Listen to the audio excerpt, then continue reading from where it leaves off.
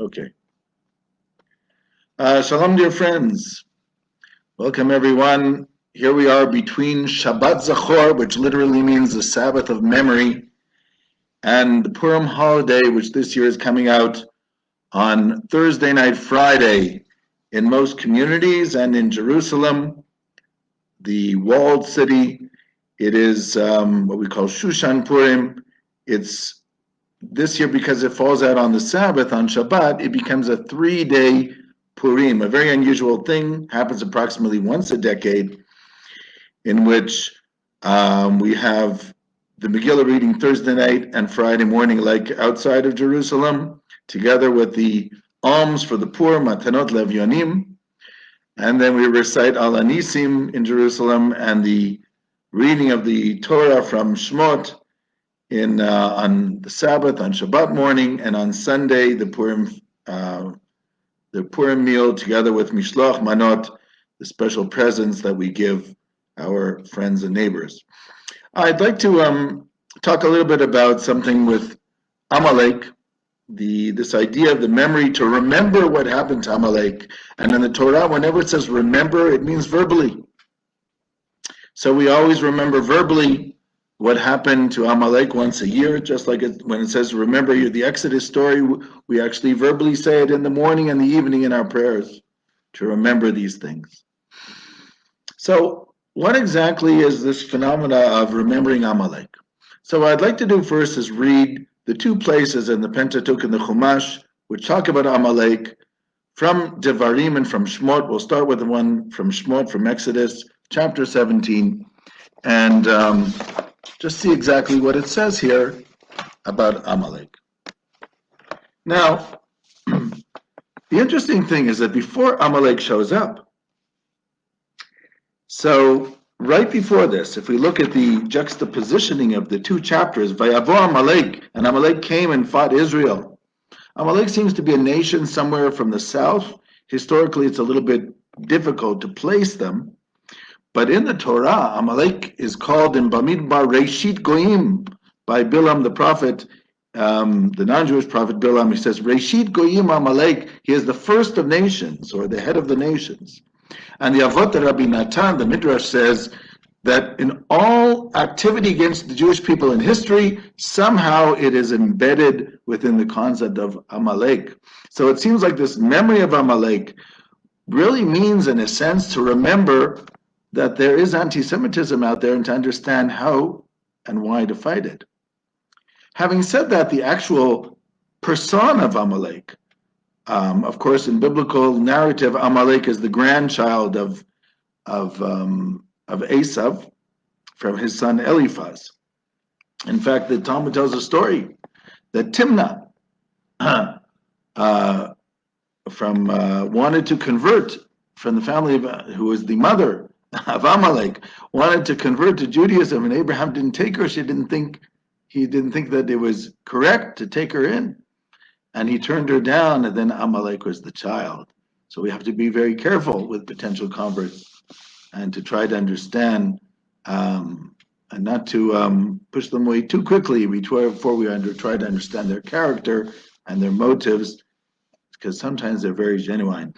So about Amalek, of course, Amalek in the biblical narrative is related to Esav, from the grandchildren of Esav, and it seems since they came from the south, because Israel was leaving Egypt, seems to be this people coming somewhere from the desert in the Negev.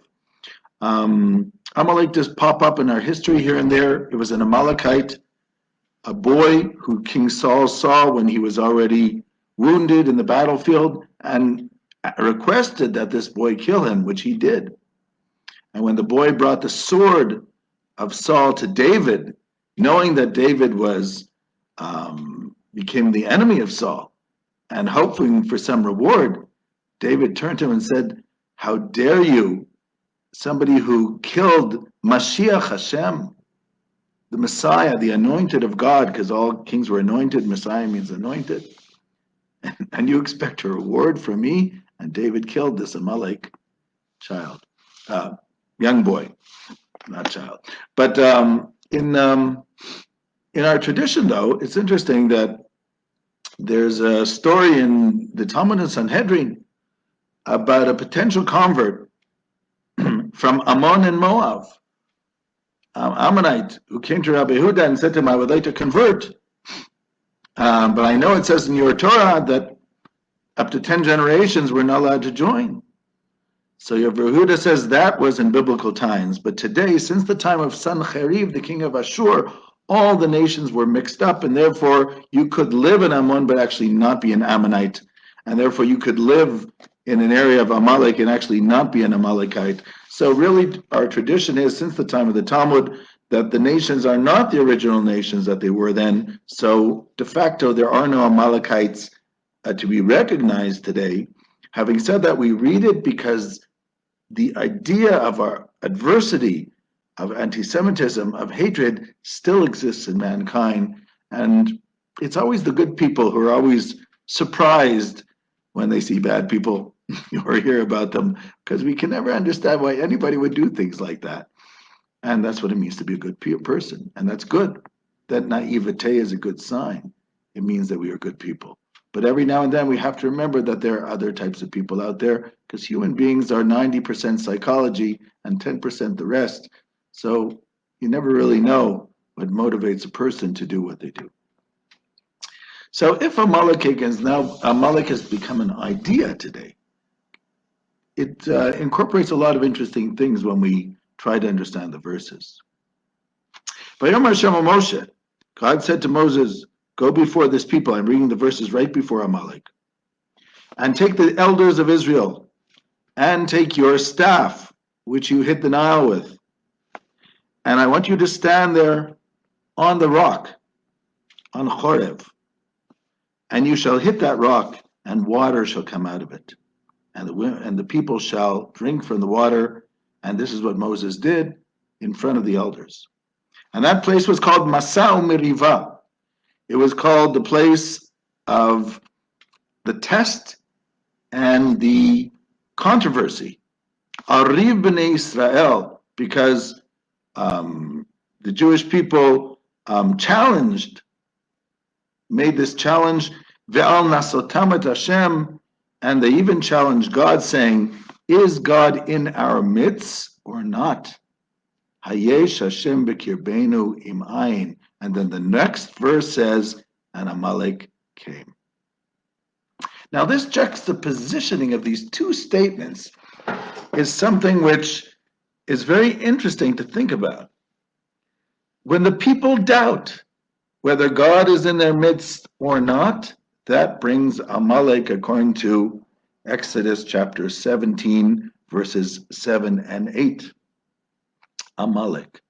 It has already been pointed out by Parshanim, by various commentators, that the gematria of Amalek, which is 240, is the exact same gematria as the Hebrew word safek, which means a doubt. So Amalek comes when there is the doubt. Amalek is also the gematria of Ram, which means lofty or haughty. It's also an arrogance. So between this arrogance and the skepticism, whether God is within our midst or not, this lack of faith brings Amalek. So how does Moshe rectify the situation? So Moshe says to Joshua, choose some people to go fight against Amalek. And tomorrow I will be here on this hill, and God's staff will be in my hand. And Joshua did like Moses said, and he fought Amalek. And Moshe and Aharon and Hur went to the top of this mountain with Moses. And when Moses lifted his hands, the Israelites were victorious. But when his hands went down, Amalek had the upper hand. But Moses' hands were heavy, and they put stones underneath them. They put a stone underneath him so he could sit down. And then Aaron and Hur supported his hands, each one on each side, and his hands were faithful until morning. So Aaron and Zachor, hold up Moses' hands so that the Jews be victorious. And his hands were faithful until morning. And then it says Joshua was able to weaken Amalek and its nation by the sword. So this is an interesting thing. The story starts with the skepticism, with the lack of faith of the Jewish people. Is God within our midst or not? And it ends with Moses' hands being faithful until the morning. So Moses, who teaches us faith, is the one who is helping us be faithful, because we are the hands of Moses, held up by Aharon, the high priest, and Hur. So, and then God says to Moses in verse 14, Ktov zot zikaron b'sefer, write this down in the book, and also say it verbally to Joshua, because the day will come when I will blot out the memory of Amalek from under the heavens. By the way, Rabbi Cook used to say, the memory of Amalek is blotted out from under the heavens, because under the heavens, Amalek is evil, but beyond the heavens, there is a root of goodness in everything in creation. Vayiben Moshe Mizbeach, Moses built an altar, and he called it, God is, Nisi can be from the word Nes, which means God is my sign. Vayomer, and he said, Kiyad al Kesya, it is the hand on the throne of God, a war, God's war against Amalek from generation to generation. And that's why the Avot Rabbi Natan writes that this idea of Amalek representing evil in the world. So the obliteration of Amalek is the obliteration of evil in the world. As it says in Isaiah 11, Lo yareu v'lo yashchitu b'chol har kodshi, they shall not do evil or do corruption on my holy mountain. Ki mal'ah ha'aretz de'at Hashem kamayim li'amachasim, because the world will be filled of the knowledge of the Lord, just like the waters cover the seas. Now, Rashi already points out, and this is in the Midrash, what does it mean, kiyad al kesiyah? What's the problem? What does it mean, the hand on God's throne? So Rashi already points out, case is a word in Hebrew, but the proper word is kisei, with an aleph at the end. So the word case is missing the letter aleph. And also, God's name here is Yah, which is one of the names of God, but it's half of the tetragrammaton. It's half of God's special four-letter name. It's only the Yud-Hey. The Vav-Hey is missing. So you have your Vav-Hey missing here, and you have the Aleph missing by the case, from the Kisei. So Rashi points out in the name of the Midrash, he says, God's hand is swearing by his throne. And he's saying, because the, it's reading the wrong way. It says, Rashi says, it doesn't say kisei with an aleph. God is taking an oath that his name is not complete and his throne is not complete until the name of Amalek will be wiped out. Etc., etc. What does that mean? Meaning, God's name is missing the Vav-Hey, it's only half a name. And the Kisei, the throne, is missing the Aleph. What does that mean? What does it mean, God's name? What is a name? A name is a manifestation. It's an expression of ourselves, how we are called by others. So let's start just by the individual, right? If I know somebody and their name is, I don't know, Yossi, when I say Yossi, I don't actually know Yossi as, let's say, his inner self. When I call that name Yossi, it's really all the total interactions between myself and this individual, which comes to mind when I say the name Yossi. And it could be the whole time Yossi, who I've known, I don't know, for 5 years, was playing games, and he's actually very different than what I think. So Yossi becomes the sum total of all the interactions between myself and that individual, and that becomes their name. Your name is your expression of your character, of your individuality towards others. That's called the name. Same thing, the name of God is how God is known to this world. That's why we say in the prayers on the holidays, in the Musaf service, Shimcha Hagadol v'Hakadosh Aleinu Karata. Your holy and great name you have laid upon us, the Jewish people. The Jewish people are the messengers of God's name in this world, meaning we are the messengers of the message in this world. So that's called the name of God. What is the throne? So the name is the ability for the message, for the understanding of what it means to live a sanctified life. And the throne is actually to bring it to fruition, for this to happen. So Amalek is the misinformation, the fake news, the thing that turns people towards evil or turns people towards destroying, because sometimes what's worse than evil is somebody who's bringing the wrong message of what good is. And then people say, if that's good, who needs it, right? If that's spirituality, I really don't need it. If that's what you call holiness, you can have it. So Amalek is both. It's the misinformation, which creates legitimate skepticism, and it's also the desire for evil, because if there's no spirituality and holiness in the world, so I might as well just do my egocentric and egotistic desires, and who cares about anybody else? So it was Immanuel Kant who once said that at the basis of morality lies the feeling of the summum bonum, that I will be rewarded in a world greater than this one, that pushes people towards the doing good. And so Amalek tries to fight that. So that's story number one about Amalek. But there's story number two about Amalek, which we just read last Shabbat. Story number one is what we read on Purim. Story number two we just read last Shabbat. And that, of course, is the end of, at the end of, not B'Shalach, but the end of Devarim, right here.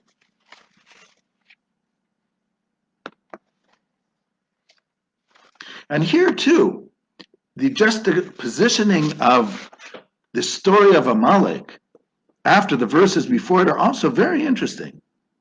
What does it say just before the story of remembering Amalek in Devarim? So it says, you should not have in your pocket Evan ve'evan gdola v'ktana. Remember, they used to use weights in business at that time. Those were their instruments of measuring weights. And so if a person used a larger stone and said it was a smaller stone, or try to play around with the weights, that was a form of corruption in business. You should not even have in your house corrupt weights. You have to have Evan Shleima v'tzedek. It has to be whole and it has to be just. And same thing with your ephah, because if you are just in your business endeavors with the weights which you are using when you're selling something, then God will lengthen your days on the land which God gives you, because God detests all these types of corruption. And then the next verse says, remember what happened, what Amalek did to you when you left Egypt, etc.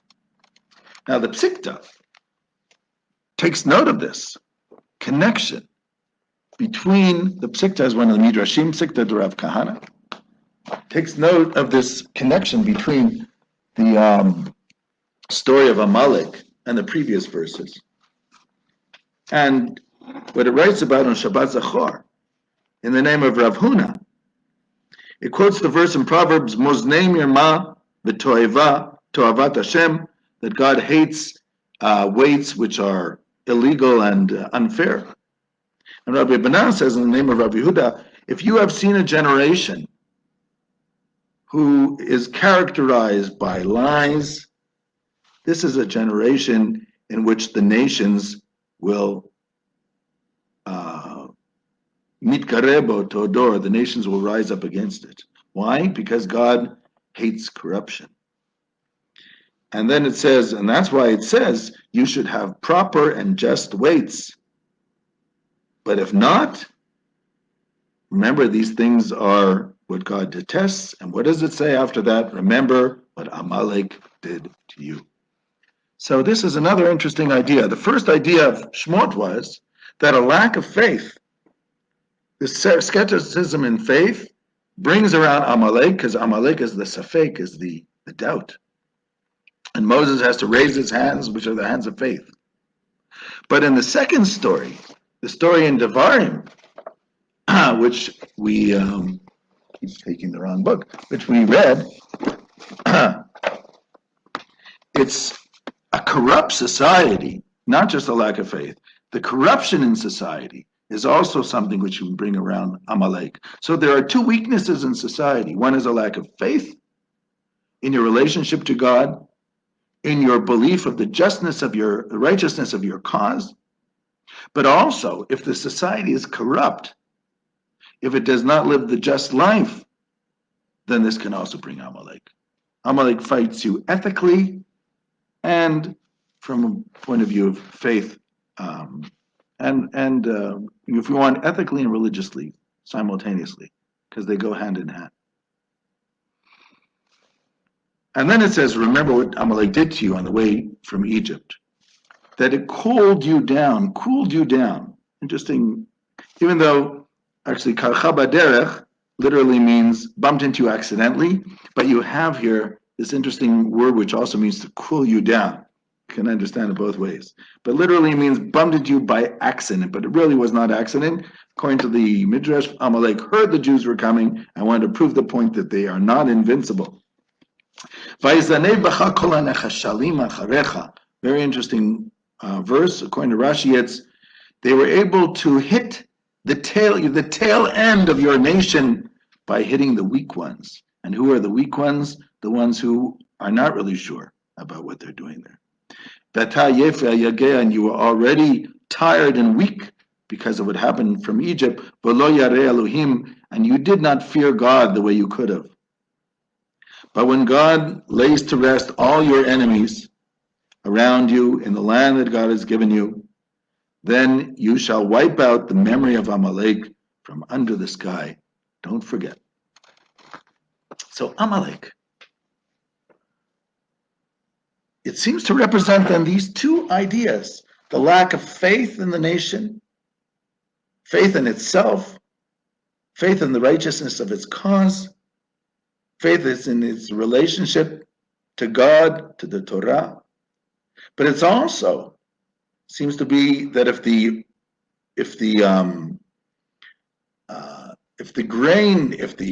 moral fiber of the nation becomes rotten, then also this brings Amalek.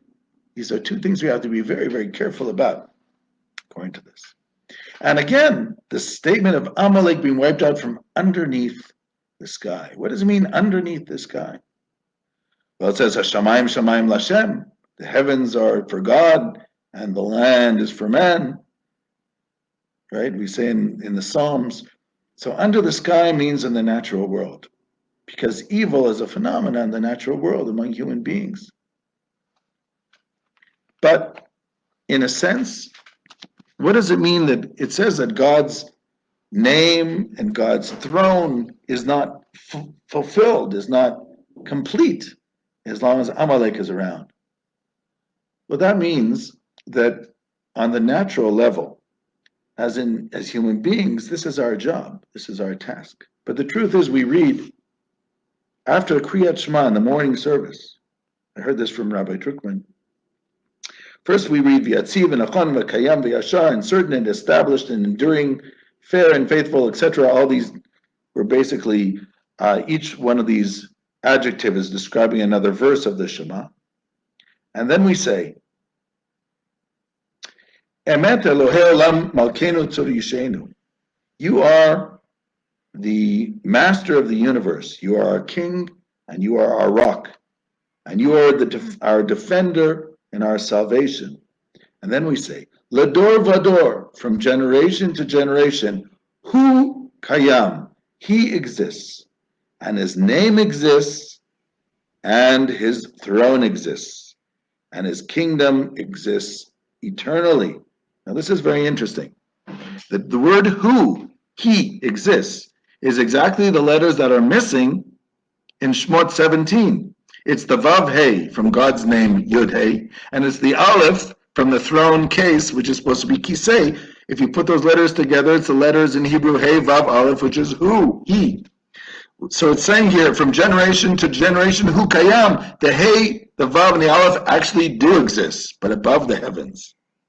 And the truth is, his name exists in his entirety, but above the heavens. And his throne exists in his entirety above the heavens. Umalchuto, and his kingdom and his faithfulness is forever, but our job is to bring it down here. What's lacking is in our world.